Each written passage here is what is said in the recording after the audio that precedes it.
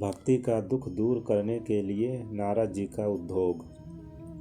नारद जी ने कहा, बाले तुम व्यर्थ ही अपने को क्यों खेद में डाल रही हो? अरे तुम इतनी चिंतातुर क्यों हो? भगवान श्री कृष्ण के चरण कमलों का चिंतन करो, उनकी कृपा से तुम्हारा सारा दुख दूर हो जाएगा। जिन्होंने गौरवों के अत्याचार से द्रौपदी की रक्षा की थी और गोप सुंदरियों को सनाथ किया था, वे श्री कृष्ण कहीं चले थोड़ी ही गए हैं। फिर तुम तो भक्ति हो और सदा उन्हें प्राणों से भी प्यारी हो।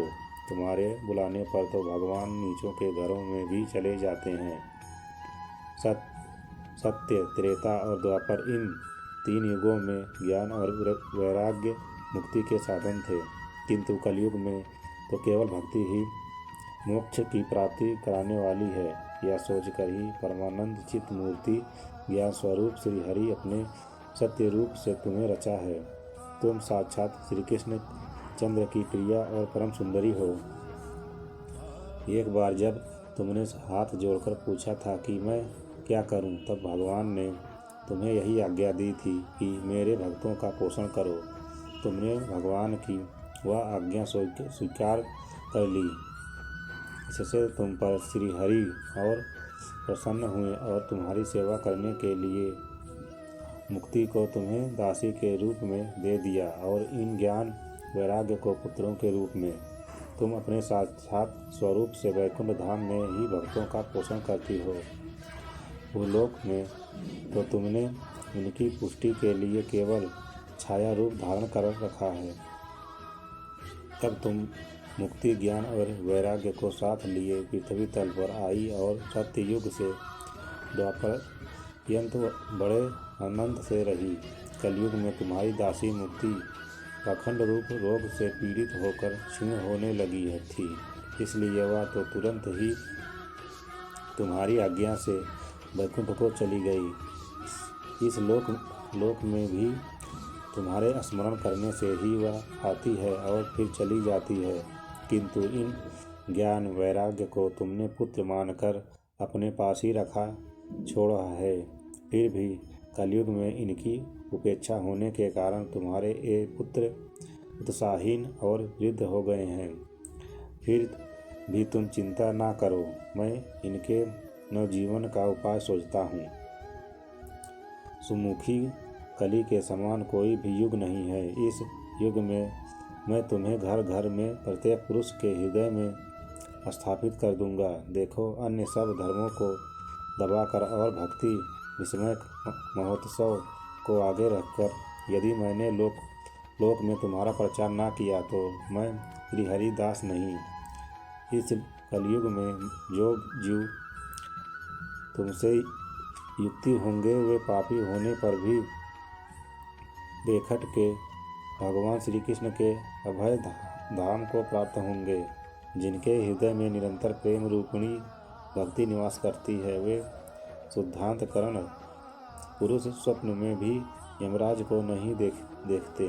जिनके हृदय में भक्ति महारानी का निवास है, उन्हें प्रेत, पिशाच, राक्षस या दैत्य आदि स्पर्श करने में भी समस्त नहीं हो सकते।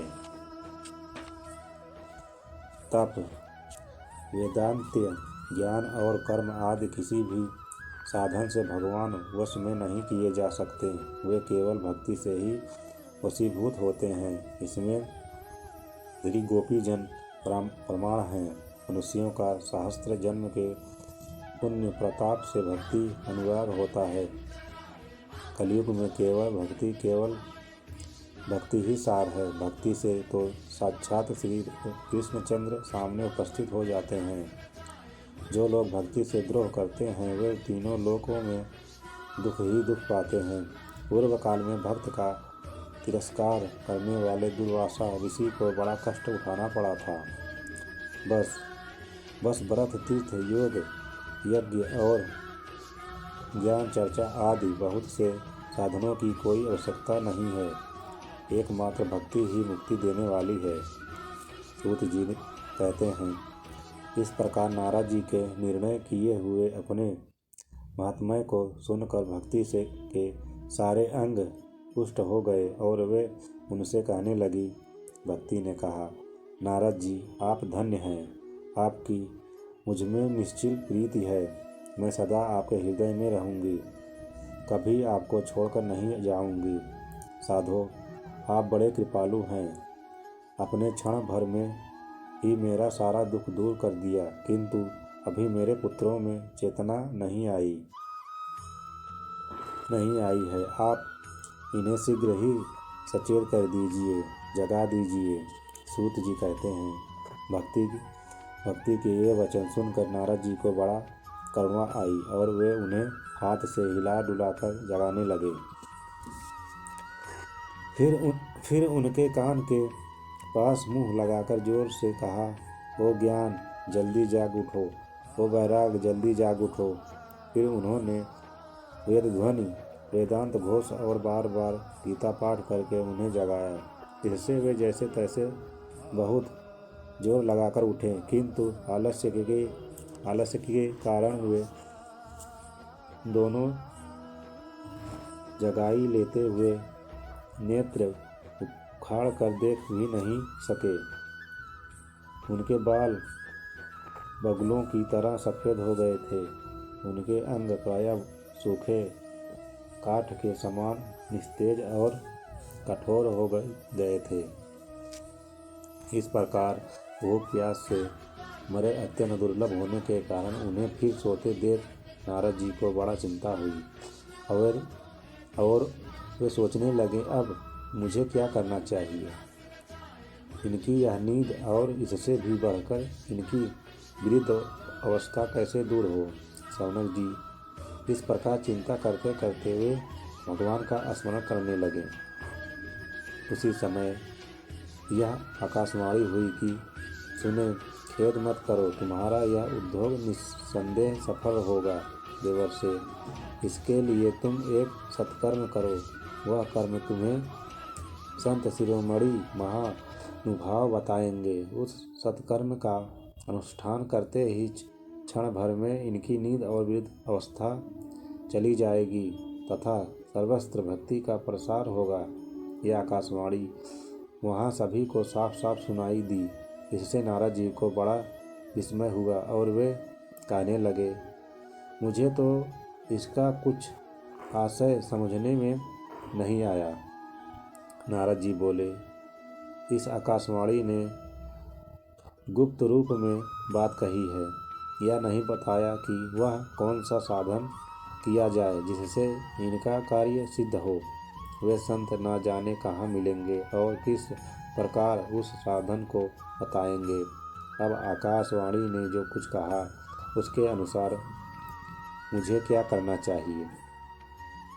सूत जी कहते हैं, शौनक जी, तब ज्ञान वैराग्य दोनों को वहीं छोड़कर नारद मुनि वहाँ से चल पड़े और प्रत्येक तीर्थ में जाकर मार्ग में मिलने वाले मुनिवरों से वह साधन पूछने लगे। उनकी उस बात को सुनते तो सब थे, किंतु उसके विषय में कोई कुछ भी निश्चित उत्तर न देता। इन्हीं ने उन्हें असाध्य बताया। कोई बोले इसका ठीक ठीक पता लगाना ही कठिन है। कोई सुनकर चुप रह गया और कोई तो अपनी अवज्ञा होने के भय से बात को टाल टूल कर खिसक गए। त्रिलोकी में महान आश्चर्यजनक हाहाकार मच गया।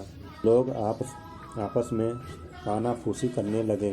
भाई, जब वेद ध्वनि, वेदांत घोष और बार बार गीता पाठ करने पर भी भक्ति, ज्ञान और वैराग्य ये तीनों नहीं जगाए जा सके, तब और कोई उपाय नहीं है। स्वयं योगी राज नारद को भी इसका ज्ञान नहीं है, उसे दूसरे संसारी लोग कैसे बता सकते हैं। इस प्रकार जिन जिन ऋषियों से इसके विषय में पूछा गया, उन्होंने निर्णय करके यही कहा कि यह बात दुस्संदेह ही है। तब नारद जी बहुत चिंतातुर हुए और बद्री वन में आए। ज्ञान वैराग्य को जगाने के लिए वहाँ उन्होंने यह निश्चय किया कि मैं तप करूँगा। इसी समय उन्हें अपने सामने करोड़ों सूर्यों के समान तेजस्वी सनकादि मुनीश्वर दिखाई दिए। उन्हें देखकर वे मुनिश्रेष्ठ कहने लगे। नारद जी ने कहा, महात्माओं, इस समय बड़े भाग्य से मेरा आप लोगों के साथ समागम हुआ है। आप मुझ पर कृपा करके शीघ्र ही वह साधन बताइए। आप सभी लोग बड़े योगी, बुद्धिमान और विद्वान हैं।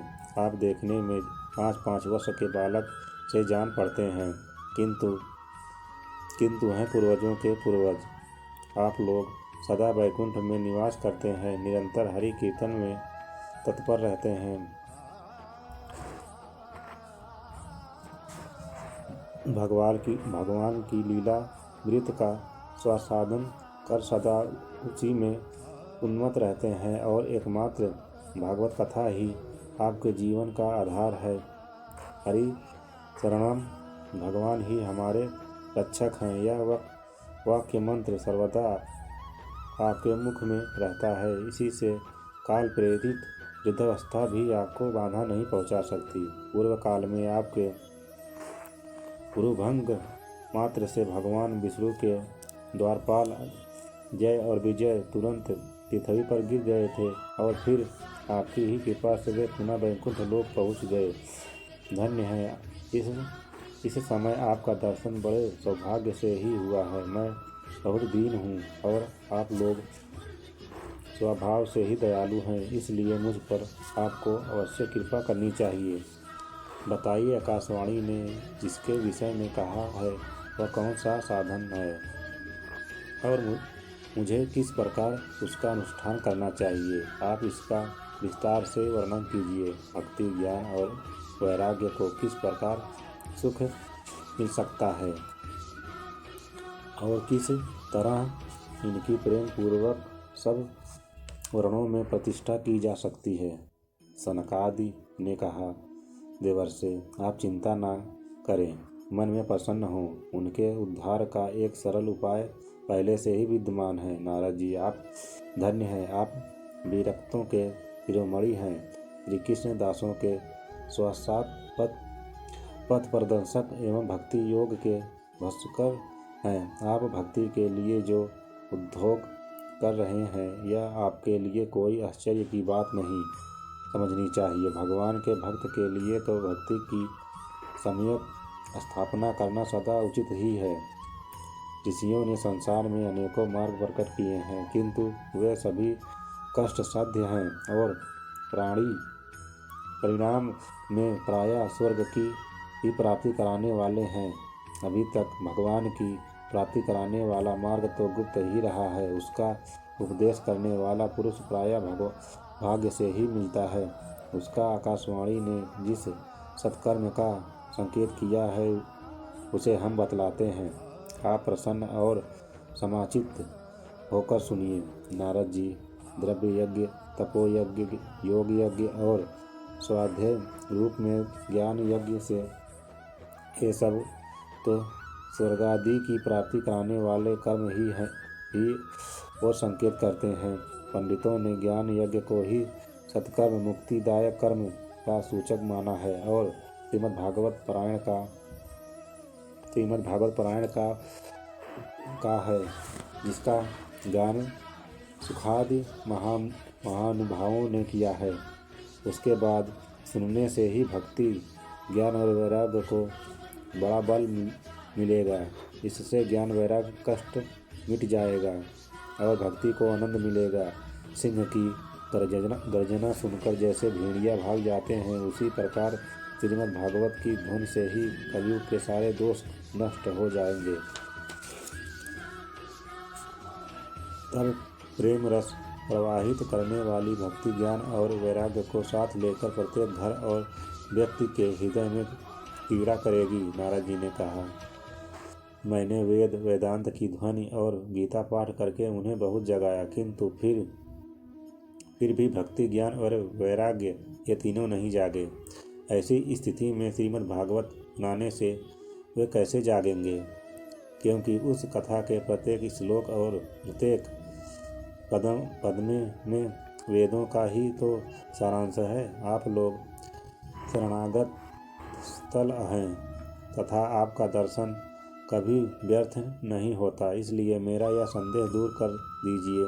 इस कार्य में विलंब न कीजिए। सनकादि ने कहा, श्रीमद् भागवत की कथा वेद और उपनिषदों के सार से बनी है, इसलिए उससे अलग उनकी फलरूपा होने के कारण वह बड़ी उत्तम जान पड़ती है। जिस प्रकार रस वृक्ष की जड़ से लेकर शंखाग्र प्रयत्न रहता है, किंतु उस स्थिति में उसका आस्वादन नहीं किया जा सकता, वहीं जब अलग होकर फल के रूप में आ जाता है तब संसार में सभी को प्रिय लगने लगता है। दूध में घी रहता ही है, किंतु उस समय उसका अलग स्वाद नहीं मिलता, वही जब उससे अलग हो जाता है तब देवताओं के लिए भी स्वादवर्धक हो जाता है। खाद ईख के ओर छोर और बीच में भी व्याप्त रहती है, तथापि अलग होने पर उसकी कुछ और ही मिठास होती है। ऐसी ही यह भागवत की कथा है। यह भागवत पुराण वेदों के समान है। श्री वेद व्यास ने इस भक्ति ज्ञान और वैराग्य की स्थापना के लिए प्रशासित किया है। पूर्व काल में जिस समय वेदांत के पारगामी और गीता की भी रचना करने वाले भगवान वेद व्यास देव खिन्न होकर अज्ञान समुद्र में गोते खा रहे थे, उस समय आपने ही उन्हें 4 श्लोकों में इसका उपदेश किया था। उसे सुनते ही उनकी सारी चिंता दूर हो गई थी। फिर इसमें आपको आश्चर्य क्यों हो रहा है?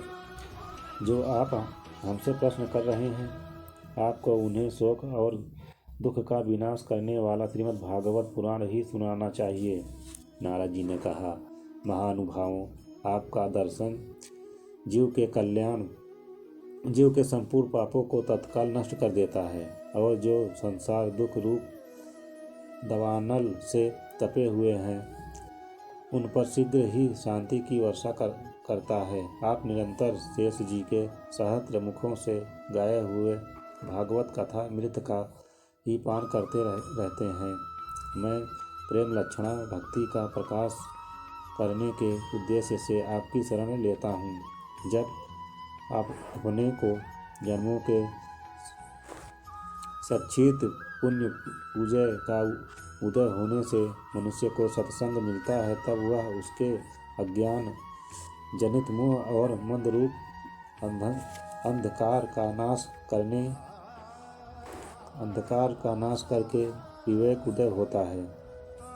जय श्री कृष्ण। अगला अध्याय अगली वीडियो में।